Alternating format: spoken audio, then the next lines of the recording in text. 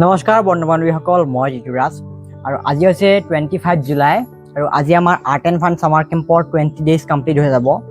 গতিকে আজি এই 19 দিনে ছাত্ৰ ছাত্ৰীসকলে কি শিকিলে ড্ৰয়িঙৰ কনচেপ্টবোৰ, তাৰ ওপৰত আজি মই এটা পৰীক্ষা লৈছোঁ বা এক্সাম লৈছোঁ।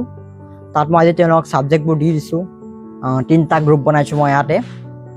ক্লাছ 1 আৰু 2 এটা গ্ৰুপ হ'ব, 3 আৰু 4 এটা গ্ৰুপ, লগতে 5, 6, 7 এইটো এটা গ্ৰুপ হ'ব। এইটো ডাঙৰ গ্ৰুপ হয়।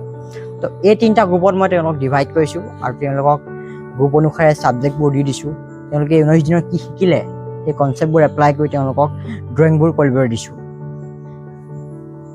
একেবাৰে সৰুখিনিক মই এটা চিম্পল ষ্টিল লাইফ ড্ৰয়িং কৰিব দিছোঁ।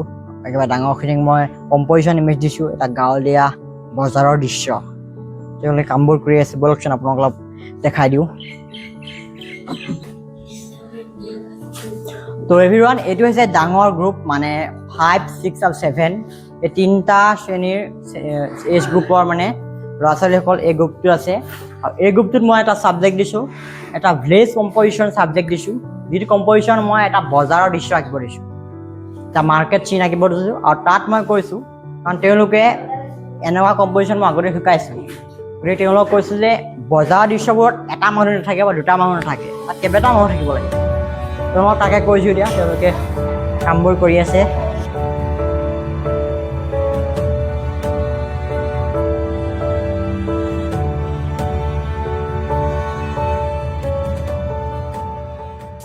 এই 19 দিনত শিক্ষাৰ্থীসকলে কেৱল ছবি আঁকিবলৈ শিকা নাই, তেওঁলোকে অবজাৰভেশ্যন স্কিল শিকিলে, light and shadow, perspective drawing শিকিলে, লগতে আমি আউটডোৰ পেইণ্টিং শিকালোঁ, তেওঁলোকক লাইভ ড্ৰয়িং শিকালোঁ।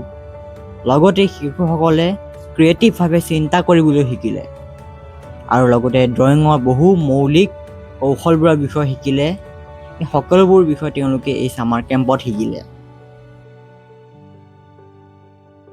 আজি সেই শিকনিখিনি বাস্তৱত তেওঁলোকে কিমান ভালদৰে প্ৰয়োগ কৰিব পাৰে তাৰ বিষয়ে এই পৰীক্ষাৰ জৰিয়তে চোৱা হৈছে।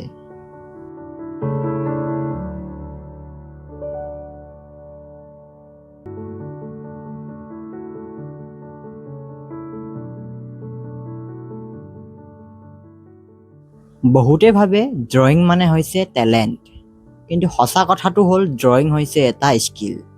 সঠিক গাইডেন্স আৰু নিয়মীয়া প্ৰেক্টিছৰ লগতে ধৈৰ্য থাকিলে যিকোনো শিশুৱেই ভাল ড্ৰয়িং কৰিবলৈ শিকিব পাৰে।